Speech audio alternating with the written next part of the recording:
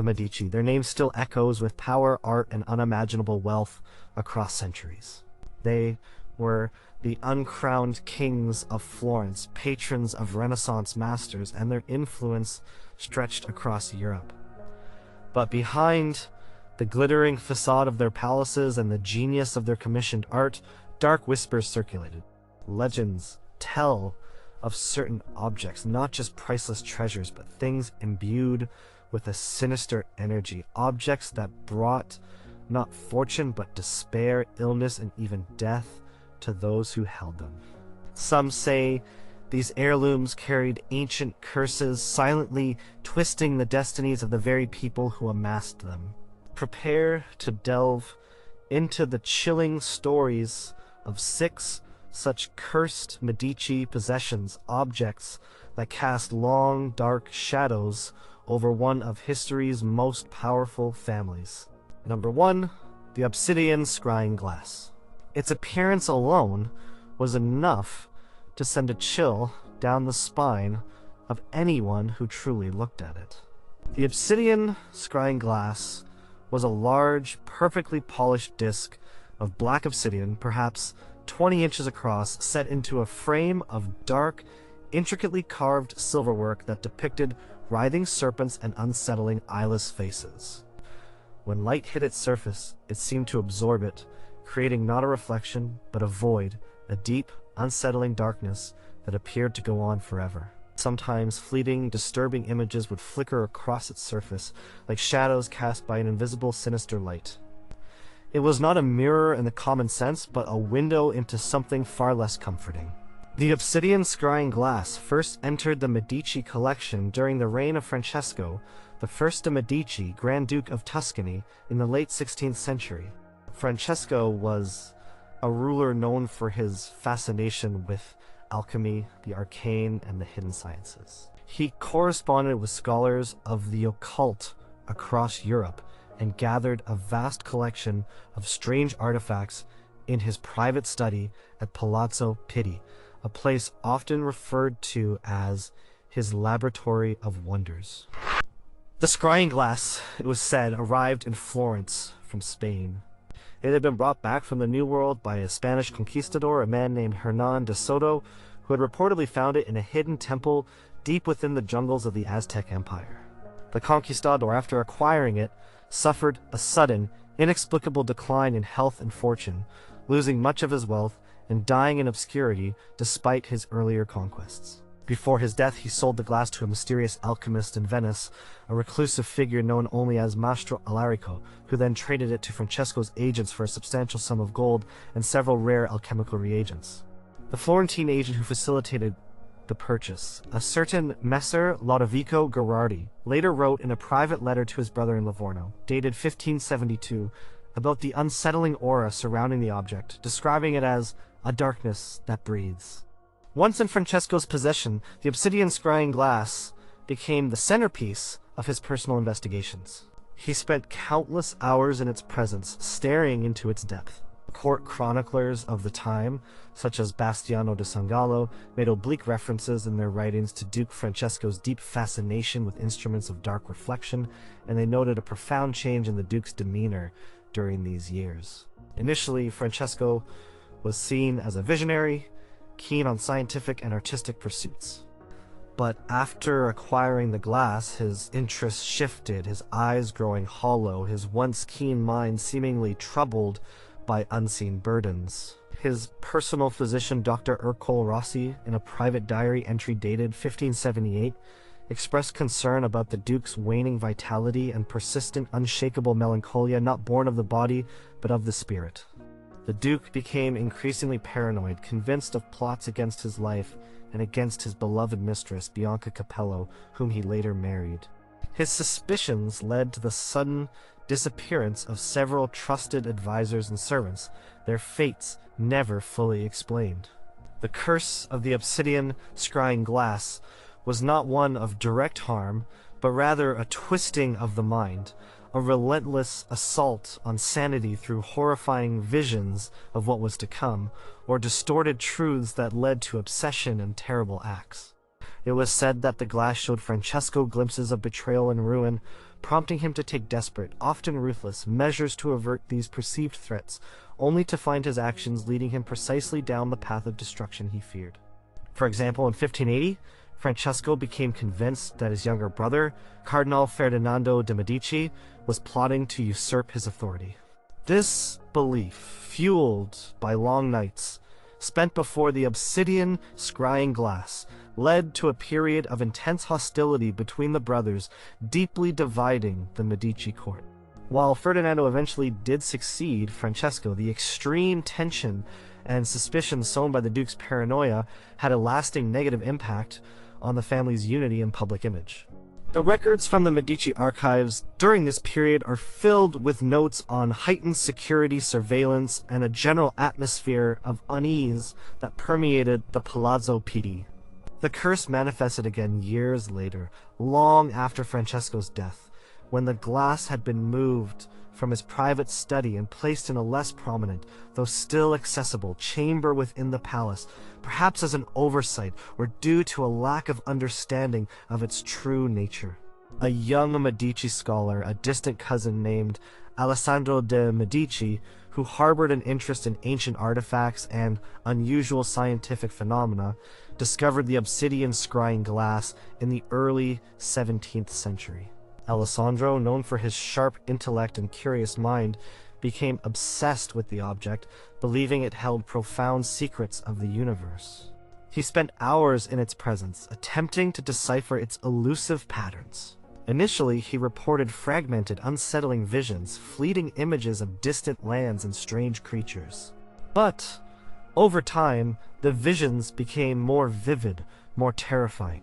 Alessandro began to sketch bizarre symbols on his parchment, symbols he claimed to have seen in the glass, and spoke of impending doom, of monstrous entities lurking just beyond the veil of reality.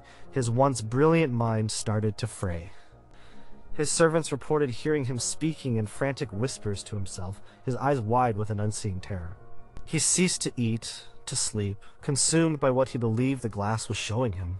One morning, he was found in his study, huddled in a corner, gibbering incoherently, his body racked by convulsions.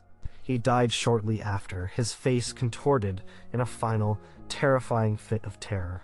The physicians who examined him found no physical ailment, only a mind utterly broken.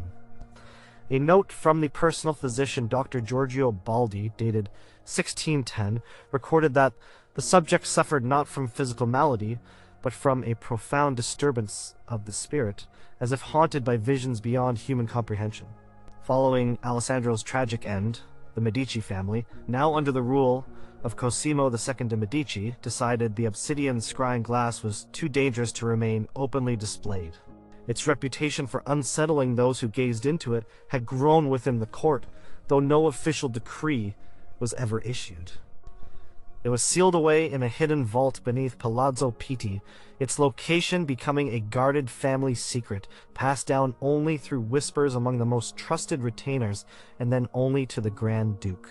For generations, stories of the Duke's Dark Mirror circulated among the servants and within the Florentine underworld, tales of an object that could show you your deepest fears and drive you mad in the process. Some say it still rests within those secret vaults waiting. Others claim it vanished during a later period of turmoil, perhaps stolen by someone who did not understand its true, horrifying power, or perhaps it simply faded from existence, leaving only its chilling legend behind. Regardless of its current whereabouts, the memory of its effects on those who dared to look into its depths remains a dark blot on the otherwise glittering legacy of the Medici. The notes from an alchemical society in Venice, discovered centuries later, describe a black mirror of immense power, sold to a Florentine agent, capable of unveiling the threads of despair, a chilling confirmation of the legends. Number 2. The Weeping Willow Tapestry. It was a vast, sprawling tapestry dominating any wall it hung upon. The Weeping Willow Tapestry depicted a desolate landscape, rendered in muted greens, grays, and pale blues, with a prominent ancient willow tree at its center. Its branches, intricately woven from countless threads, drooped low, appearing to weep, its slender leaves almost touching the ground. There were no animals, no people, only the solitary tree and a gray, featureless sky.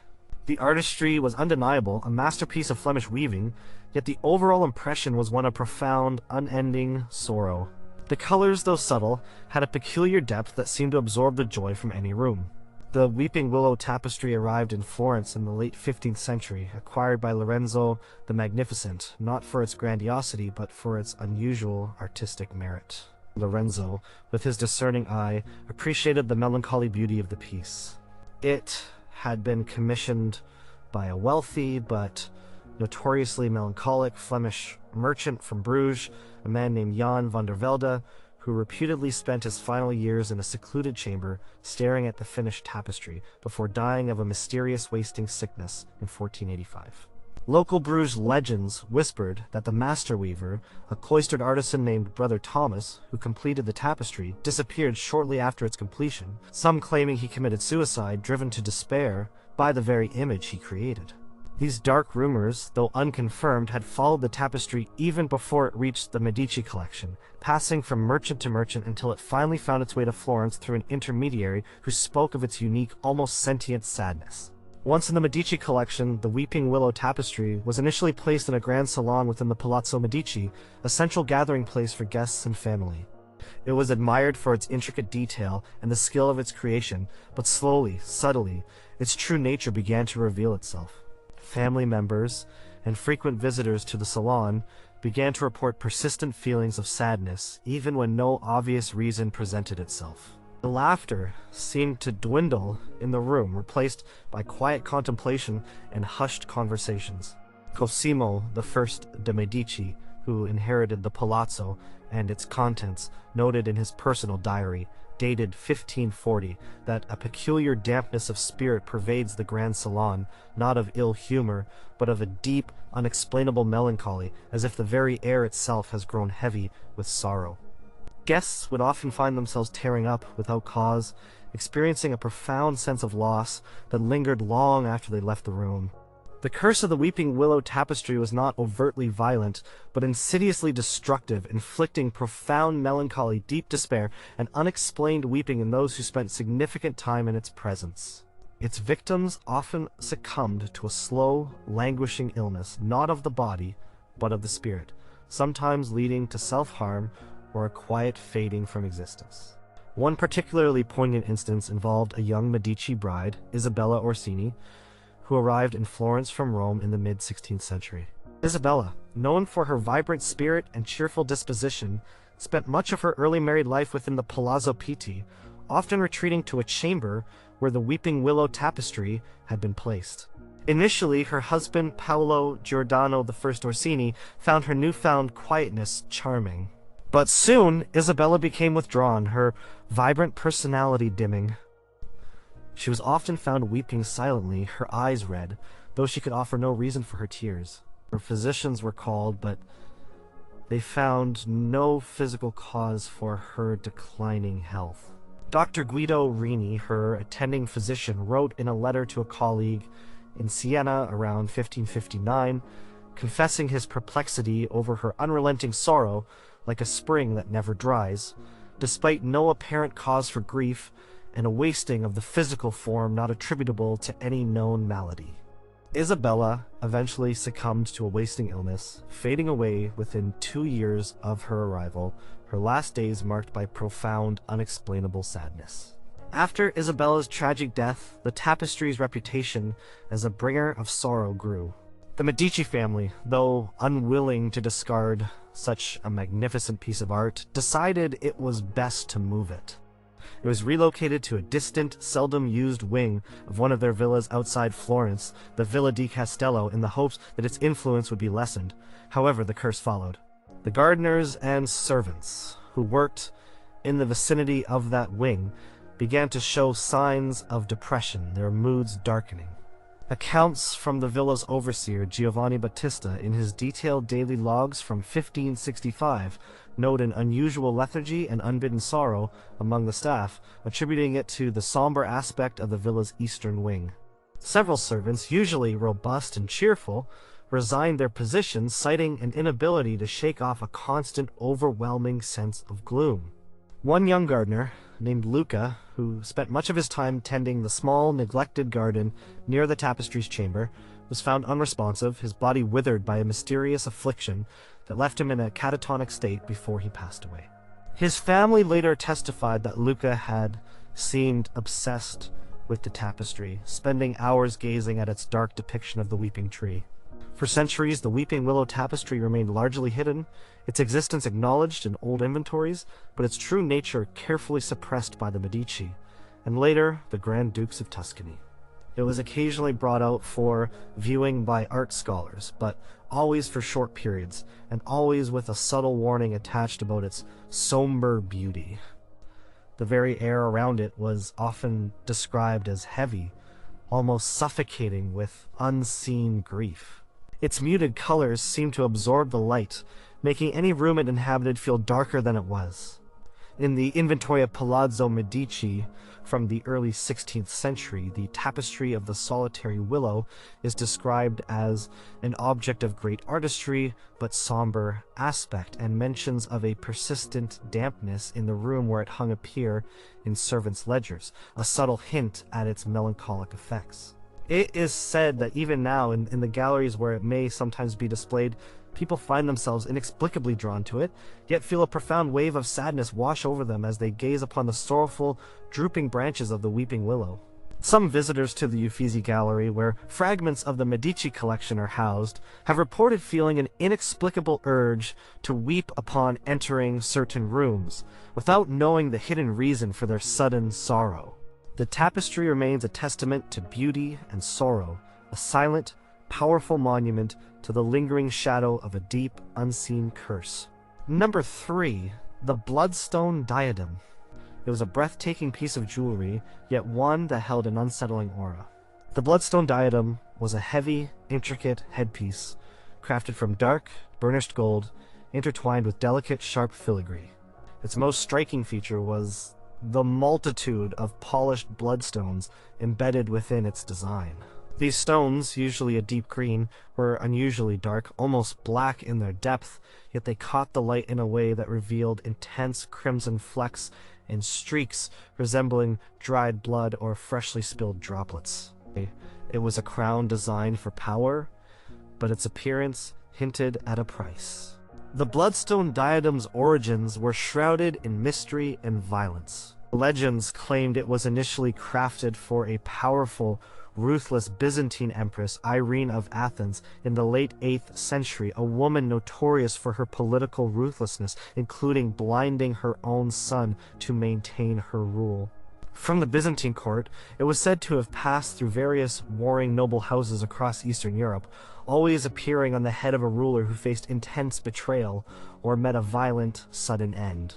It arrived in the Medici collection in the mid-15th century, not as a direct purchase, but as a war prize or tribute, perhaps after a skirmish with a minor Italian princeling who had acquired it through a convoluted lineage.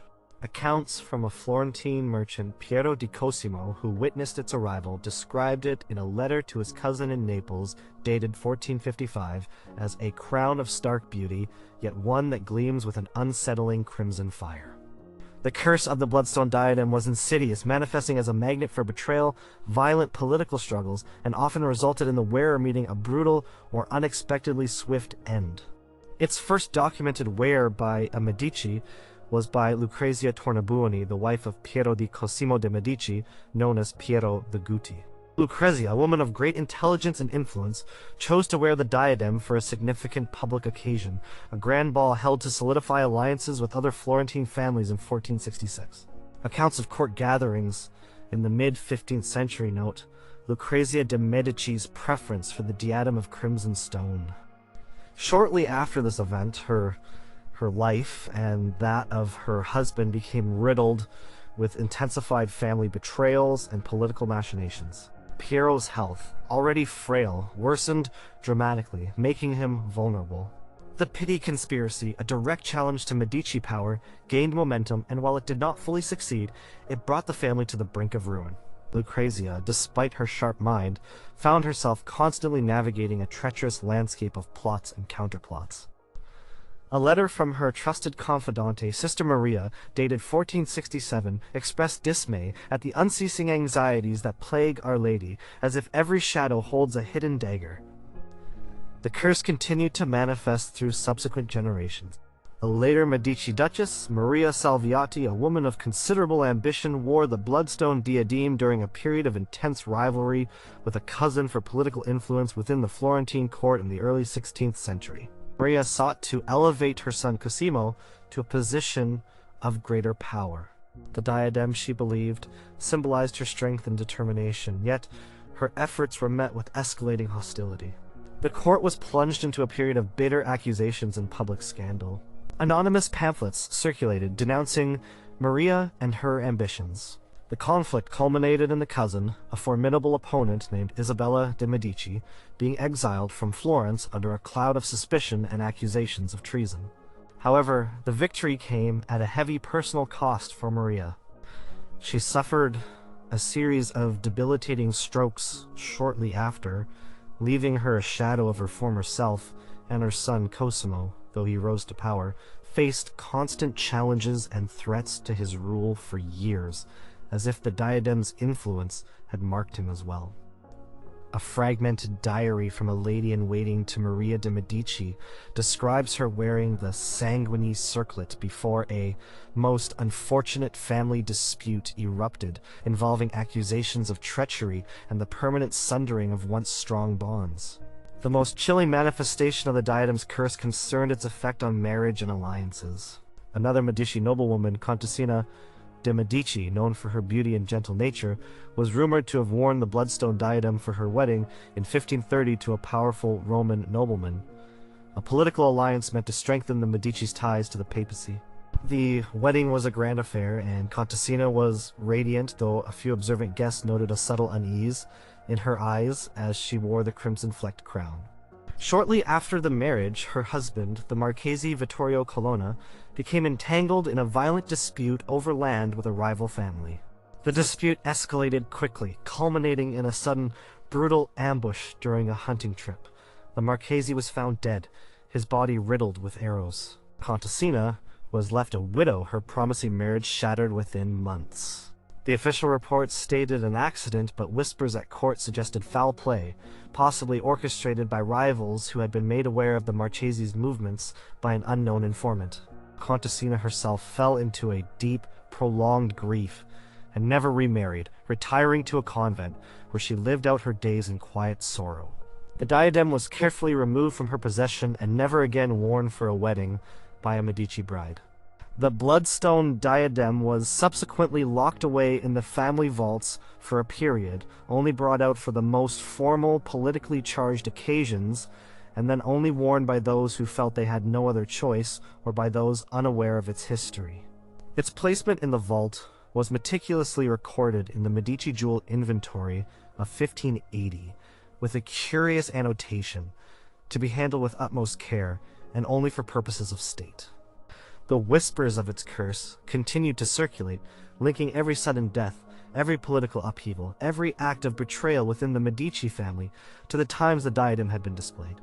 It remained a symbol of power, but also a stark reminder of the fragile nature of that power and the unseen forces that could manipulate destiny. While its current location is unclear, some historians believe it may have been among the many Medici treasures that were dispersed after the family's decline, sold off to private collectors who, perhaps, unknowingly invited a dark ancient curse into their own lineages. Accounts from European royal courts in the 17th and 18th centuries occasionally mention new outbreaks of internal strife or sudden, violent deaths in families that had recently acquired an ancient blood-red crown, further fueling the legend of the bloodstone diadem. Number 4, The Illuminated Grimoire of Cosimo. It was a magnificent volume, bound in dark, aged leather, its covers embossed with intricate, unsettling symbols that seemed to shift and writhe in the periphery of vision.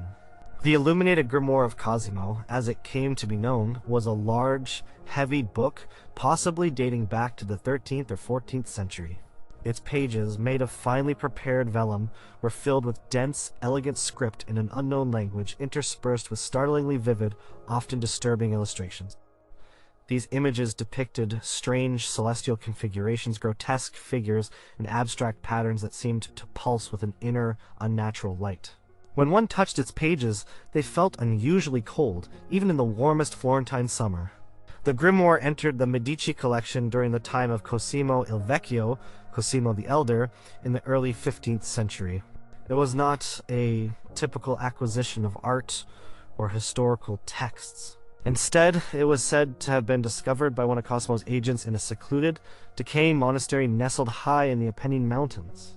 The monastery, rumored to have housed a secretive order of monks dedicated to ancient knowledge, had fallen into disrepair, its last inhabitants dying under mysterious circumstances, leaving behind only the grimoire and a few cryptic notes.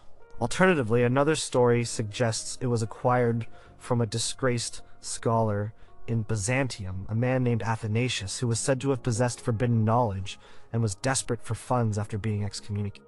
Athanasius reputedly warned Cosimo's agent that the book contained trust too potent for the uninitiated mind. The agent, a certain Messer Francesco Vecchio, recorded in a private correspondence to Cosimo dated 1438 his deep apprehension about the book's contents, describing it as a book of shadows capable of unsettling the keenest mind. The curse of the illuminated grimoire was subtle but devastating. It was said to grant fragmented, disturbing insights or forbidden knowledge to those who truly attempted to decipher its pages, but at a terrible price. This knowledge came at the cost of sanity, terrible nightmares, or by triggering disastrous decisions that led to ruin, both personal and political. Cosimo il Vecchio, a brilliant statesman and the founder of the Medici dynasty's political power, was known for his vast library and his interest in various fields of knowledge. While he never openly spoke of studying the grimoire, his later years were marked by a peculiar shift in his decision-making. Though largely successful, some of his political maneuvers, particularly in the 1450s, were criticized by his contemporaries as strangely rash or ill-advised, leading to temporary exiles and periods of intense political instability for Florence. Chroniclers, like Niccolò Machiavelli, in his Florentine histories, while praising Cosimo's genius, occasionally allude to his uncharacteristic stubbornness or singular fixation on certain outcomes in his later years, actions that seemed to go against his usual prudence. Was this the grimoire whispering dangerous insights into his mind, guiding him down paths that, while seemingly advantageous in the short term, brought long-term turmoil?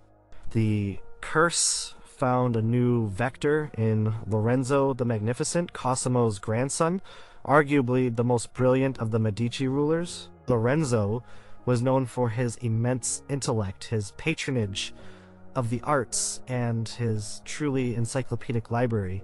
He certainly would have had access to such a unique volume. While no direct evidence exists of him poring over its pages, his later life was marked by increasing personal tragedy and political instability, despite his unparalleled brilliance and efforts to maintain peace. The Pazzi conspiracy of 1478, an assassination attempt that claimed the life of his brother Giuliano and nearly took Lorenzo's own, plunged Florence into war and internal strife. Though Lorenzo survived, the events scarred him deeply. Letters between Angelo Poliziano and Marsilio Ficino, two of Lorenzo's close intellectual companions, sometimes mention Lorenzo's deep preoccupation with certain ancient texts, hinting at a source of great mental strain and dark dreams that plagued him. They also lament his growing melancholy, a trait uncharacteristic of the vibrant ruler. The subsequent loss of his son, Giovanni, who would later become Pope Leo X, to a mysterious illness at a young age, and the constant threat of foreign invasion, all contributed to a period of intense distress. Some whispered that Lorenzo, in his quest for knowledge and power, had sought answers within the forbidden pages of the grimoire, and its price was his own peace of mind and the lives of those he loved. The grimoire continued its silent work through the centuries, a source of morbid fascination for scholars and dabblers in the arcane who managed to gain access to the Medici private collections. In the early 17th century, a lesser-known Medici scion, a scholar named Donato de Medici, became utterly engrossed in the illuminated grimoire. Donato, a recluse by nature, dedicated years to its study, convinced he could unravel its mysteries. He was seen meticulously copying its strange symbols and attempting to translate its script. His private notes, discovered years later, showed an accelerating descent into madness. He initially spoke of discovering profound cosmic truths, but these insights quickly twisted into terrifying revelations of impending chaos and the fragility of human existence. He would describe vivid, horrifying nightmares that left him screaming in his sleep, and during the day he would rant about unseen entities and the inevitable doom awaiting humanity. His family, worried by his deteriorating mental state, attempted to remove the book from his possession, but Donato clung to it fiercely. One evening, his servants found him in his study, surrounded by scattered pages from other books, incoherently muttering about the darkness that sees all. He died shortly after, consumed by what physicians could only describe as an extreme melancholia and a profound disturbance of the inner humors. Following Donato's demise, the grimoire's reputation for destroying the minds of its readers became firmly established within the Medici family. It was no longer considered merely a curious artifact, but a dangerous relic. The decision was made to seal it away, far from prying eyes. It was placed in a specially constructed iron-bound chest and interred deep within a forgotten section of the Medici Riccardi Palace's crypts, its existence removed from common inventories, though its location was known to a select few members of the ruling family through whispered, secretive instructions. It was said to be placed under several heavy stones, never to see the light of day again. An obscure reference in the Vatican archives, and a record concerning forbidden texts from the 15th century, describes a Florentine manuscript acquired by the elder Cosimo as a book of shadows capable of unsettling the keenest mind, a chilling echo of the grimoire's true nature. The illuminated grimoire of Cosimo thus passed into legend, a silent sentinel of forbidden knowledge and the terrible price of seeking it. Its cold pages, forever holding the secrets of the darkness it brought upon those who dared to read them. Number 5. The Serpent's Eye Emerald. It was a magnificent jewel, undeniably beautiful, yet it held an unsettling quality that captivated and repelled in equal measure. The Serpent's Eye Emerald was a massive, impossibly deep green gemstone, irregularly cut, perhaps the size of a pigeon's egg. What made it unique and gave it its chilling name were the strange, dark inclusions within its crystalline depths that seemed to form the distinct, unsettling shape of a reptilian pupil, unblinking and cold. It was typically set into a heavy, ornate gold pendant crafted in the style of ancient Egyptian jewelry designed to be worn close to the heart. The emerald's origins were steeped in antiquity and shadowed by misfortune. Legends traced it back to ancient Egyptian pharaohs, where it was said to have adorned the regalia of a ruler who suffered a sudden, devastating plague. It later made its way to Persia, where it was briefly part of the treasury of a king who fell gravely ill after acquiring it. The jewel was brought to Europe by crusaders who, after its acquisition, faced a string of battlefield defeats and strange illnesses that decimated their ranks. It finally entered the Medici collection in the early 15th century, acquired by Cosimo il Vecchio through a complex, somewhat shady deal with a disgraced Venetian merchant. The merchant, one Bartolomeo Gritti, who sold the emerald at a surprisingly low price, was reported to have suffered from a sudden, persistent fever that left him delirious for weeks after the transaction. In the 1450 Florence inventory of Cosimo il Vecchio's private collections, the Occhio del Serpente is listed with a curious notation, added in a different hand, about its unsettling aura and peculiar coldness. The curse of the Serpent's Eye Emerald was subtle but devastating, manifesting as sudden, debilitating illnesses, unexplainable physical ailments, blindness, or unexpected accidents in its wearer, or those in close proximity to it. Cosimo il Vecchio, despite his immense wealth and careful management of his health, suffered terribly from gout and other chronic ailments throughout his later life. These conditions, which often flared up unexpectedly, seemed particularly severe after he had spent time in his private vault where the emerald was kept, or after any occasion where he had briefly handled it, perhaps showing it to a trusted advisor. His personal physician, Maestro Antonio de Saracino, noted in his ledgers from the 1460s the Duke's recurrent swellings and fevers, often accompanied by a general malaise of spirit, for which no obvious cause is found. The severity of his gout became legendary, often confining him to his bed, forcing him to delegate crucial decisions.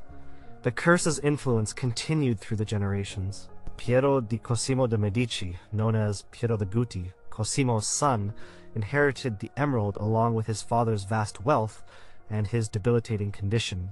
Piero, already frail, suffered intensely from gout and other severe ailments that plagued him throughout his short life, often leaving him unable to move without assistance. He was said to have worn the serpent's eye emerald on only one occasion, during a rare public procession in 1469, a decision reportedly made under duress from his advisors, who believed the emerald would symbolize Medici power. Shortly after, his condition worsened dramatically, leading to a period of such intense suffering that he was often described as being confined to his bed for months. Biographer Niccolò Machiavelli, in his Florentine histories, describes the persistent and often incapacitating ailments of Piero de Medici, illnesses that seemed to flare after he had handled certain rare and potent objects from his father's collection, an oblique reference to the emerald's reputation. The curse did not discriminate based on gender or age. A Medici daughter, Clarice Orsini, betrothed to a powerful duke, was gifted the serpent's eye emerald to wear for her formal portrait before her wedding in 1488, a symbol of the Medici's lavishness and the significance of the alliance. Clarice was a vibrant, healthy young woman. However, shortly after the portrait was completed, she fell mysteriously ill. Her eyes became inflamed, her body racked with a persistent fever, and her once clear sight became blurred and painful. The illness, though not fatal, was severe enough to delay the wedding preparations significantly. The Duke, concerned by her sudden ill health and the ominous whispers surrounding the emerald, eventually broke off the engagement, fearing a bad omen. Clarice, though, she eventually recovered her health, never fully regained her vibrant spirit, and her eyesight, though not completely lost, was permanently weakened. A letter from her mother, Lucrezia, to her aunt, dated 1489, expressed profound sorrow and confusion over Clarice's sudden and inexplicable illness, describing it as a darkness that fell upon her eyes and a fire that consumed her vitality.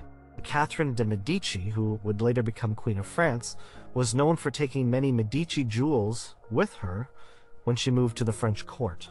However, despite its immense value, the serpent's eye emerald was conspicuously absent from the lavish collection she brought to France. It was rumored that she had chosen to leave it behind or had even sent it back to Florence, fearing its reputation, perhaps having heard the stories of its sinister influence on her ancestors. Yet, even in France, whispers followed any sudden illness she suffered, linking it back to her indirect association with the gem she had once possessed. Her persistent fevers and recurring periods of weakness, though attributed to various natural causes by her physicians, were often spoken of by her ladies in waiting as echoes of the Florentine jewel. The Serpent's Eye Emerald was eventually locked away in the most secure section of the Medici vaults, its presence still noted in inventories but marked with a cryptic caution about its unfortunate history. Its exact whereabouts today are a matter of historical debate. Some believe it may still rest hidden deep within the vaults of Palazzo Pitti, its dark inclusions still gleaming like a reptilian pupil, waiting to bring misfortune to any who dare to wear it. Others suggest it was sold off in a moment of financial desperation by later, less powerful Medici rulers, or perhaps even stolen by a daring thief, taking its curse with it to new, unsuspecting owners across Europe. The legend of its power and the illnesses it brought, however, persists, a chilling reminder that even the most beautiful treasures can hold a deadly secret. Number 6. The Whispering Marble Bust. Its presence was both majestic and unnerving. The Whispering Marble Bust was a life-size sculpture, supposedly a masterful likeness of Lorenzo the Magnificent, though some art historians would later argue the features held a more ancient, almost pre-Roman quality. The crafted from a single block of pristine white Carrara marble, the bust captured Lorenzo's distinctive aquiline nose and thoughtful, intelligent gaze. However, it was the subtle, almost imperceptible smile playing on its lips that lent it an unsettling air, a knowing, secretive expression that seemed to follow you as you moved around the room. The bust's true origin was shrouded in murky tales. It was said to have been a gift to Lorenzo the Magnificent from a mysterious Venetian merchant named Marco Loredin after a particularly sensitive and successful diplomatic negotiation in 1476. Loredin, a man of obscure background with rumored connections to ancient artifact smuggling, claimed it had been unearthed from a newly discovered ancient Roman ruin near Byzantium, but whispers suggested a darker truth. Some speculated it had been stolen from a forgotten pagan temple in Greece, an object of worship imbued with a spirit of discord. Upon its arrival in Florence, a peculiar incident occurred. The porters who carried it into the Palazzo Medici complained of an inexplicable coldness emanating from the marble, even on a warm day, and reported hearing faint, unintelligible whispers as they moved it through the palace corridors. A guard, Simone di Pietro, made a passing comment in his daily log for 1476 about the strange resonance of the new marble statue, a note that seemed almost out of place in his otherwise mundane entries. The curse of the whispering marble bust was insidious, causing paranoia, suspicion, and audible, disembodied whispers that drove those in its proximity to violence, madness, or acts of self-destruction. Its first victim was, perhaps, Lorenzo himself. After acquiring the bust, Lorenzo, though always a shrewd politician, became noticeably more secretive and distrustful. His natural caution escalated into a persistent paranoia. He began to suspect plots where none existed, and his enemies seemed to anticipate his moves with uncanny accuracy. The Pazzi conspiracy, a brutal assassination attempt against Lorenzo and his brother Giuliano in 1478, unfolded with an almost preternatural precision. While the historical records point to political rivalry and papal intrigue, some within the Medici inner circle whispered that the bust, sitting in Lorenzo's study, had whispered dark counsel, feeding his paranoia and hardening his resolve, escalating tensions that contributed to the tragic events. According to a fragmented letter from Poliziano to Ficino dated 1478, Lorenzo's mood grew unnaturally shadowed after the Venetian gift arrived, and he often spoke of unseen eyes and voices that counsel doom. The bust continued its silent work through subsequent generations of the Medici family. In the early 16th century, the bust found a prominent place in the private study of a Medici cardinal, Ippolito de Medici, a brilliant but ambitious churchman. Cardinal Ippolito became increasingly reclusive, spending hours alone in his study. His sanity began to fray. He became convinced that his servants were poisoning him, that his closest advisors were plotting against him, and that every shadow held a hidden enemy. He would often be heard shouting at unseen figures, responding to what he claimed were whispers from the marble bust, accusing him of weakness and urging him to eliminate his perceived enemies. This paranoia led to the sudden, brutal executions of several trusted servants and even a minor secretary, all on flimsy evidence provided by the cardinal's increasingly deluded mind. An entry in the private journals of Cardinal Giulio de Medici, before his ascent to papacy, notes a disturbing, constant hum in his cousin's study, where the bust was located, and a rapid decline in Ippolito's mental fortitude and trust in those around him. Where Ippolito eventually died, suddenly in 1535, under suspicious circumstances, with many believing he had finally succumbed to the madness brought on by the bust, perhaps even poisoning himself in a fit of delusion, or having been quietly removed by those who feared his erratic behavior. The curse's reach extended beyond direct interaction with the bust. In the late 16th century, the whispering marble bust was moved to a less prominent, but still accessible, corridor in the Palazzo Pitti. A young noblewoman, Leonora d'Este, who married into the Medici family, was particularly drawn to its unsettling beauty. She would often linger near it, studying its subtle smile. Slowly, Leonora, once known for her vivacious spirit, began to become reclusive. She started to hear faint, unsettling whispers in her chamber, even when the bust was not there, whispers that told her of imagined slights and betrayals from her own family members. She grew increasingly suspicious of everyone around her, including her loving husband. Her once beautiful face became gaunt, her eyes wide with a terror that seemed to stem from within. Despite her husband's desperate attempts to seek medical help, Leonora's condition deteriorated. She eventually died of despair, fading away in 1600, her final days marked by profound sadness and a constant, whispered dialogue with unseen forces. Her personal maid, Amelia, later recounted to the family confessor that Leonora had spoken of. The marble mouth that spoke truth, a chilling testimony to the bust's influence. Following Leonora's tragic demise, the Medici family, now aware of the bust's sinister reputation, decided to remove it from public view. It was moved frequently between various palaces and villas, but wherever it rested, arguments, dark moods, and inexplicable paranoia seemed to follow, a persistent shadow cast over the family. The very air around it felt heavy, and servants often reported feeling watched or hearing faint, indistinct sounds. It was eventually walled up in a forgotten chamber within the Villa di Careggi, a place rarely visited, its location becoming a whispered secret among the oldest Medici retainers. Its chilling smile and the silent whispers it carried were too potent to ignore, too dangerous to be left exposed. Though hidden, the legend of the whispering marble bust continues to circulate among those who delve into the darker corners of Medici history, a testament to the fact that some works of art are not merely beautiful, but are imbued with a sinister life of their own. Number 7. The Crown of Serpents. It was not a crown in the traditional sense, but a ceremonial circlet, woven from interlocking bands of darkened gold, shaped like a cluster of coiling serpents.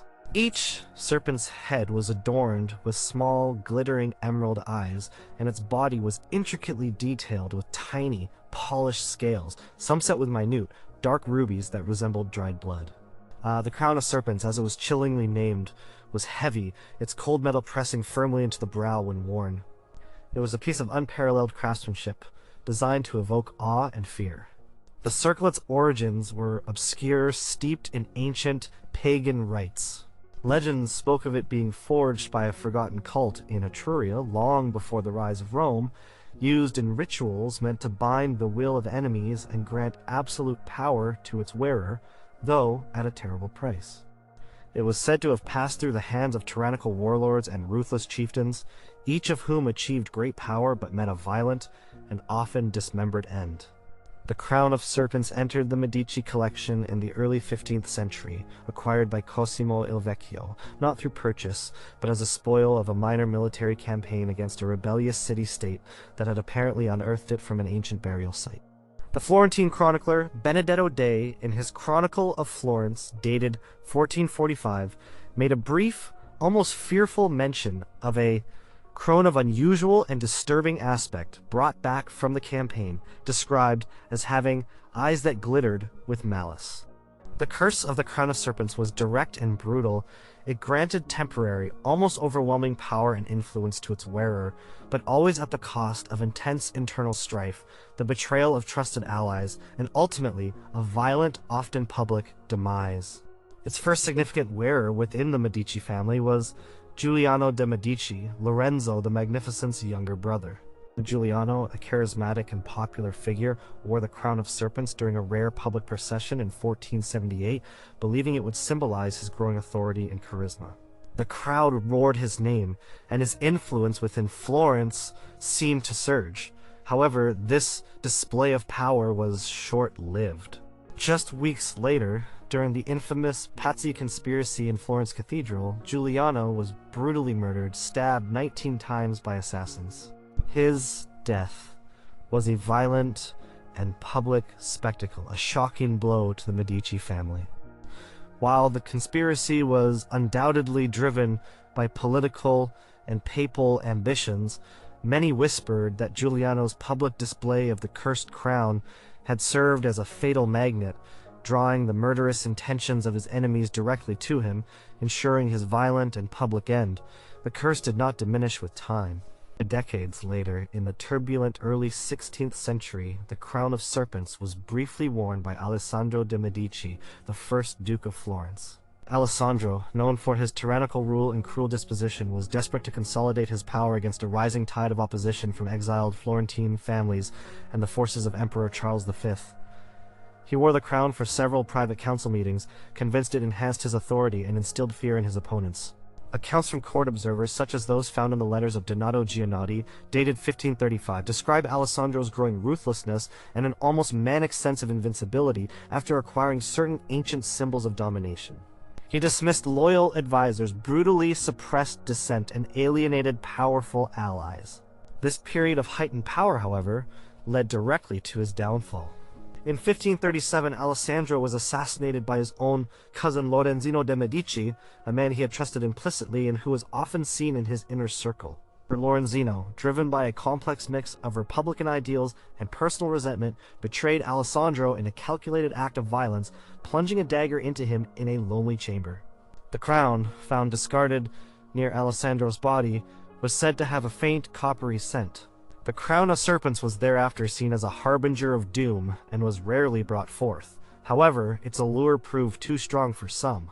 In the mid-17th century, Grand Duchess Vittoria della Rovere, a strong-willed and pious woman, inherited the crown as part of the Medici regalia, though she was warned of its dark reputation. Vittoria, determined to overcome superstition, decided to wear it for an important diplomatic reception with a foreign ambassador, aiming to assert her family's power and prestige. The reception was a success, and Vittoria appeared to command the room with an almost unnatural authority. Yet, within weeks, her personal life was plunged into chaos. Her relationship with her husband, Ferdinando II, already strained, deteriorated into bitter public quarrels. Her own son, Cosimo III, began to openly defy her authority, leading to a long and painful period of family conflict that fractured the Medici household and weakened their rule from within. The internal strife mirrored the crown's serpentine coils tightening around the family. Vittoria, though she survived, spent her later years embroiled in legal battles and family feuds, her powerful will consumed by endless internal betrayals. A letter from her lady-in-waiting, Isabella Gondi, to a friend in Rome, dated 1655, lamented the unnatural discord that seized the Grand Duchess's household after she had worn the crown of intertwining serpents. Following these recurrent tragedies, the Medici family, recognizing the pattern of misfortune linked to the crown of serpents, finally decided it was too dangerous to be kept openly. It was sealed in a lead-lined chest, locked away in the most inaccessible part of the ducal treasury, and its existence was purposefully omitted from subsequent public inventories. The Medici, after centuries of acquiring priceless treasures, had finally come to understand that some objects carried a price far too high to pay. The crown of serpents, with its emerald eyes and ruby scales, remains a chilling legend, a testament to the corrupting influence of unchecked power, and the violent ends that awaited those who sought to wield it through means unseen. Its current location is unknown. Some say it was lost during the Napoleonic Wars, others that it remains hidden in a forgotten vault, still waiting to coil its cursed influence around an unsuspecting wearer. Number 8. The Oracle Sapphire. It was a gemstone of extraordinary beauty and unsettling depth. The Oracle Sapphire was a massive, flawless cabochon sapphire, perfectly domed and intensely blue, like a compressed piece of a midnight sky. Its surface, when held just right, seemed to shimmer with faint, internal lights, like distant stars. It was traditionally set into a simple, heavy silver ring, designed to be worn on the forefinger, allowing the wearer to gaze into its depths. Its appearance was mesmerizing, almost hypnotic. The Oracle Sapphire was not a typical Medici acquisition. It was said to have been discovered in the ruins of a forgotten temple dedicated to an ancient Sibyl in Delphi, Greece, during the early 15th century.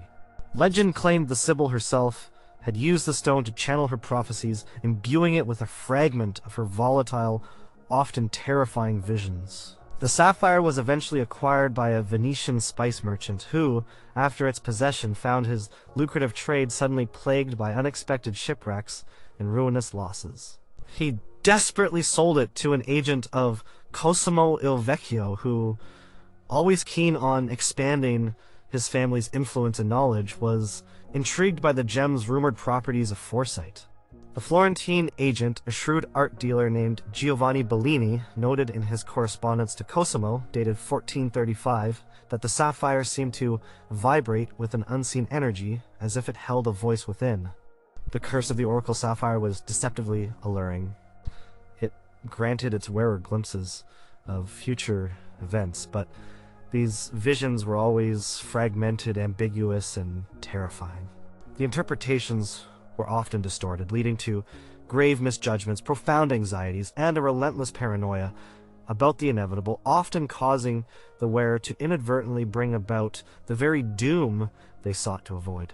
Cosimo il Vecchio, despite his prudence, found himself increasingly burdened by an unshakable anxiety in his later years.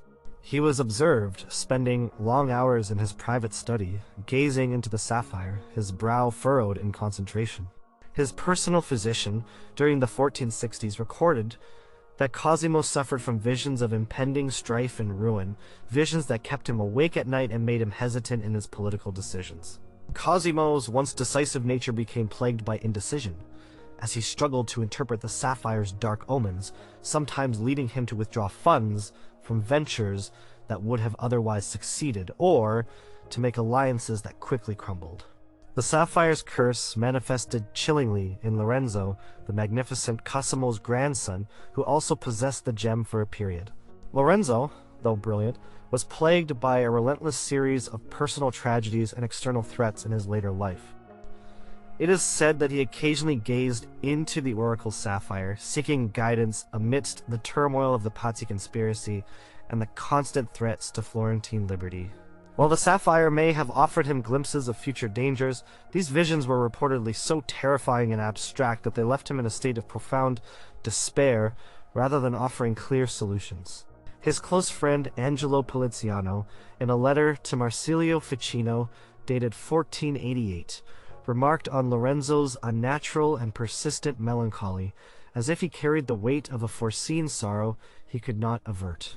Lorenzo struggled with profound anxiety and the burden of knowing too much, or perhaps knowing just enough to twist his spirit without providing true clarity. He made several strategic errors in his final years, decisions that, though seemingly rational, contributed to the weakening of Florentine independence after his death.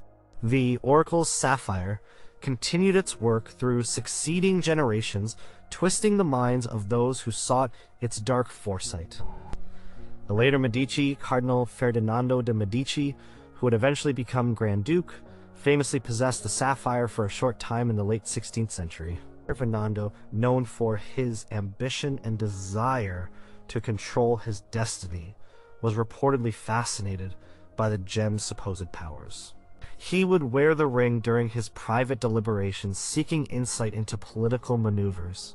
However, the sapphire's visions reportedly showed him not clear paths to victory, but fragmented images of betrayal and destruction, fueling an intense paranoia that colored his early decisions as Grand Duke. He became suspicious of his most loyal advisors, dismissing several key figures based on ambiguous visions of future treachery. These actions, ironically, destabilized his early reign and created animosity where none had existed, almost bringing about the very betrayals the sapphire had warned him about in its distorted way. Notes from the Medici archives concerning this period reveal a climate of intense suspicion and secrecy within Ferdinando's court, a direct result of his heightened anxieties. The most tragic incident tied to the Oracle's sapphire involved a young Medici noblewoman, Virginia de Medici, in the early 17th century. It was Virginia, struggling with a difficult marriage and social pressures, secretly sought solace in the sapphire's purported ability to see the future. She would spend hours gazing into its deep blue depths, hoping for a glimpse of happiness or escape. Instead, the sapphire showed her visions of loneliness, despair, and an inevitable desolate end. These fragmented, terrifying glimpses of her own future drove her to a deep, suicidal melancholy. Her maids reported finding her often weeping inconsolably, whispering about the endless void and the shadow that never lifts. Despite attempts by her family to intervene, Virginia succumbed to her despair, dying by her own hand in 1615, her last days marked by a profound, unshakable sense of doom. Her physician, Dr. Niccolo Vitelli, recorded her demise as due to extreme mental anguish brought on by an obsession with unseen terrors. Following Virginia's tragic death, the oracle's sapphire was finally recognized as a source of profound misfortune, not wisdom. Its true nature as a bringer of despair was undeniable. The Medici family, fearing its continued influence, took drastic measures. The sapphire was removed from its silver setting, wrapped in heavy lead cloth, and sealed within a triple-locked iron casket. It was then interred in a deep, forgotten vault beneath the Medici chapel, its location known only to a select few, and passed down as a solemn warning. Its removal from public display, and even from most inventories, marked a definitive end to its open presence within the family's collection.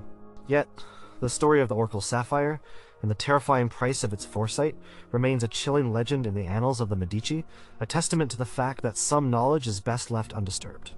Number 9. The Alchemist Mortar. It was an unassuming object at first glance, but one that held a peculiar weight and coldness.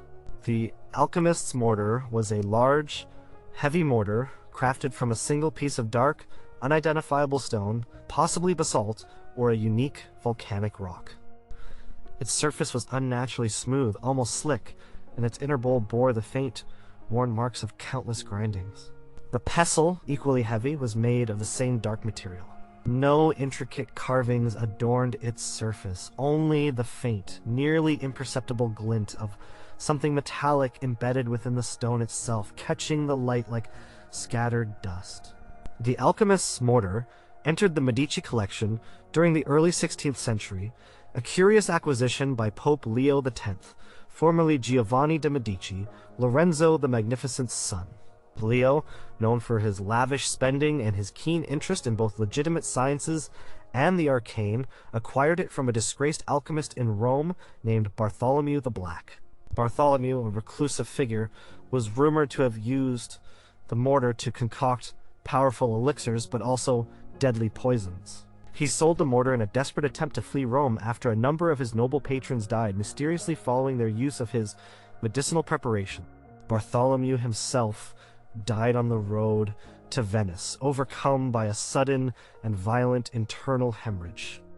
The courier who delivered the mortar to the Pope's collection noted in his ledger that the stone felt unnaturally heavy, as if imbued with the weight of unseen burdens. The curse of the Alchemist's Mortar was insidious and direct. It caused its users to become obsessed with forbidden concoctions, leading to the creation of potent poisons or elixirs with disastrous, unforeseen side effects.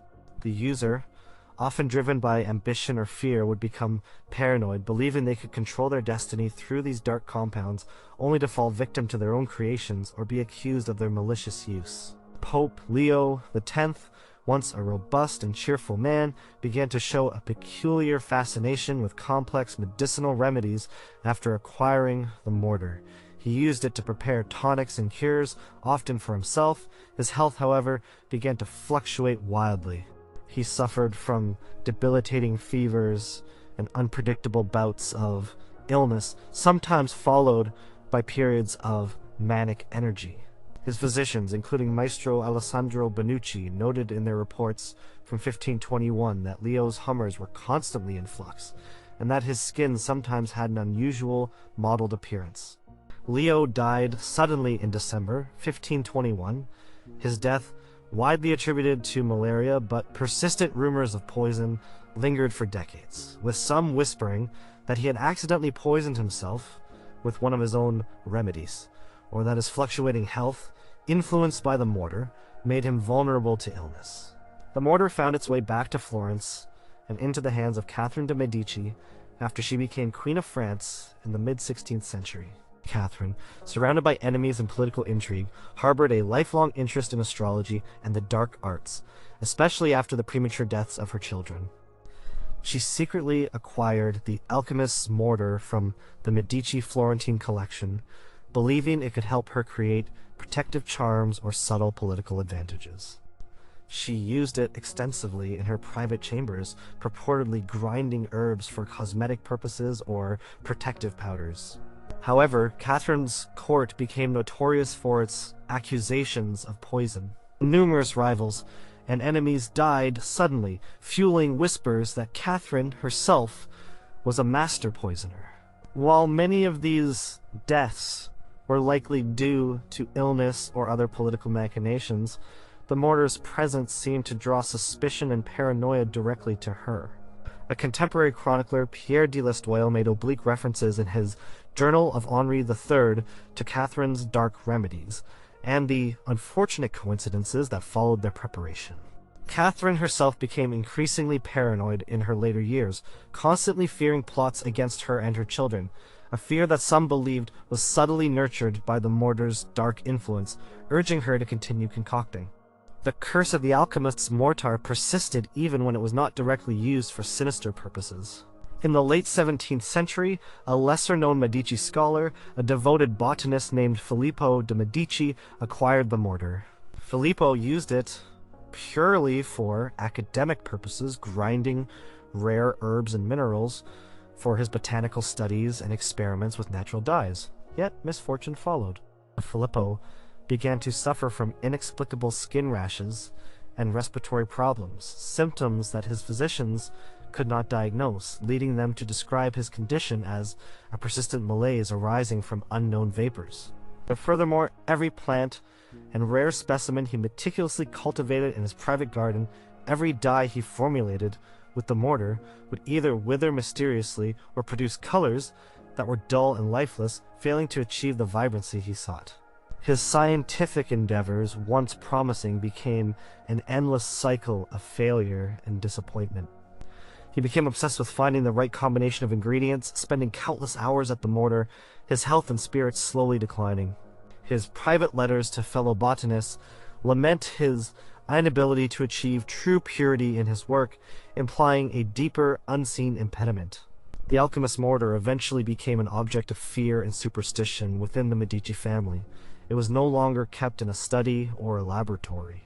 Recognizing the pattern of illness, paranoia, and association with suspicious deaths, the family decided to seal it away. It was encased in a block of solid lead, then buried deep within the grounds of one of the Medici villas, its location deliberately forgotten, erased from all but the most secret, whispered accounts.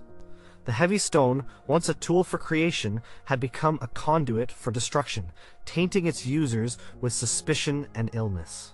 While its exact location is unknown, the legend of the alchemist's mortar, a silent witness to centuries of poison and paranoia, remains a chilling reminder of the dangers of seeking forbidden knowledge and the devastating price of attempting to control fate through dark means.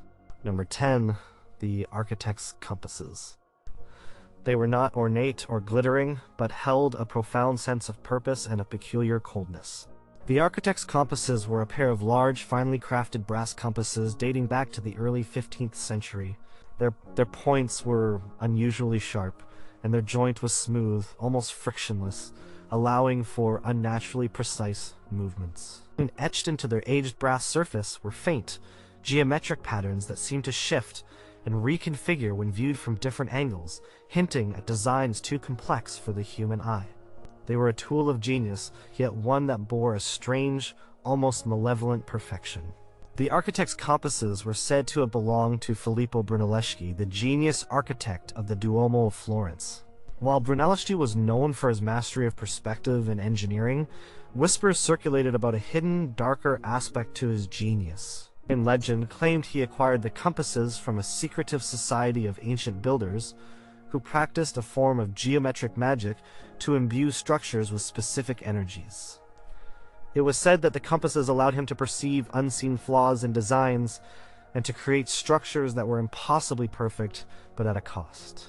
The compasses were reportedly stolen from Brunelleschi's workshop shortly before his death in 1446, reappearing years later in the possession of Cosimo il Vecchio, who, always eager to acquire rare tools and artifacts that benefited Florentine prosperity, purchased them from a dubious broker in Venice. The broker, a certain Alvise Dandolo, subsequently suffered a series of mysterious accidents, losing his fortune and his health. An obscure note in the Medici archives, dated 1450, mentions the acquisition of the instruments of the master, with the curious addendum, their precision unnerves the spirit.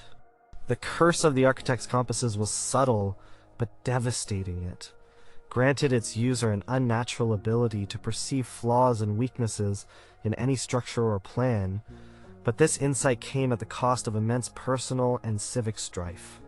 The plans created with the compasses, while outwardly flawless, would invariably lead to social discord, internal conflicts, or unseen structural weaknesses that would eventually cause collapses or failures not of engineering but of human harmony. Cosimo il Vecchio, known for his masterful urban planning and his patronage of architectural projects, increasingly relied on the compasses for his designs. His projects, while magnificent, often became sites of fierce political disputes, bitter labor strikes, or unexpected social unrest. For instance, the very Palazzo Medici, designed with such precision, became a focal point for intense rivalries among powerful Florentine families, leading to years of infighting that strained the city's peace.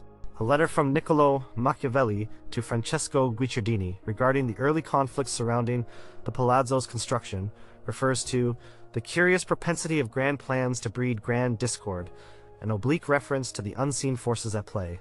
The curse's influence deepened in the hands of Lorenzo the Magnificent. While not an architect himself, Lorenzo, a keen patron of the arts and urban planner, often used the compasses to review blueprints for public works and to plan city reforms. His plans for Florence, though visionary and aesthetically brilliant, often resulted in unforeseen social stratification and deep-seated resentments among different social classes, undermining the very stability he sought to create. For example, his seemingly flawless design for a new city market, meant to alleviate poverty, inadvertently crippled smaller, local businesses, leading to widespread protests and a deepening economic divide that plagued Florence for years. The compasses, it seemed, revealed only the flaws in human arrangements, and their perfection led to social imperfection. The architect Giuliano da Sangallo, in a private letter to his brother in 1485, expressed his frustration with Lorenzo's unyielding adherence to geometric perfection in civic planning, noting that the perfect line often leads to the imperfect man. The architect's compasses also cast a long shadow over the later generations of the Medici. In the 16th century, a Medici prince, Francesco I, Grand Duke of Tuscany, who harbored a passion for engineering and innovation, often used the compasses in his private laboratory to design intricate machines and hidden mechanisms within his palaces. While his mechanical designs were ingenious, they often failed in unexpected ways or were sabotaged by unseen hands. His attempts to build a complex clockwork automaton resulted in a series of accidents, injuring his craftsmen. His plans for elaborate garden grottos, while architecturally perfect, became sources of intense political intrigue among his court, leading to the imprisonment of several rivals.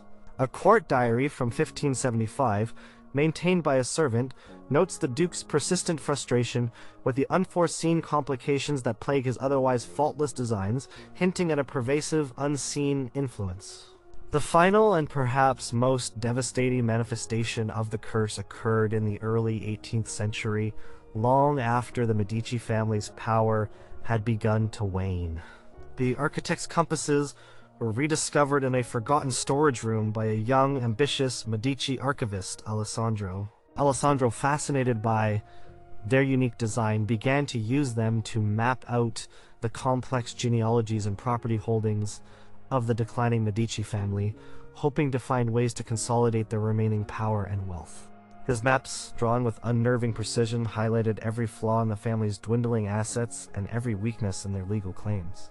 Instead of leading to consolidation, however, his insights led to bitter internal lawsuits among the remaining Medici branches, devastating their already diminished finances and publicly exposing their vulnerabilities.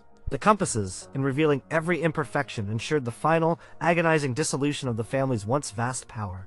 Alessandro, driven to despair by the endless feuds, his own findings had fueled, eventually abandoned his work, leaving behind meticulous, but ultimately ruinous, charts of the Medici's demise.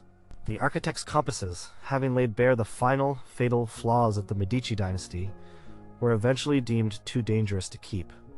With the family's decline, their fate became uncertain. Some accounts suggest they were melted down by a later, less superstitious duke, fearing their continued influence. Others believe they were sold off with other less significant Medici treasures, perhaps falling into the hands of a collector who valued their historical significance, but remained ignorant of their sinister past. Regardless of their final resting place, the legend of the architect's compasses, the tools of perfect design that brought only imperfection and ruin, stands as a silent monument to the unseen forces that shaped the destiny of one of history's greatest families.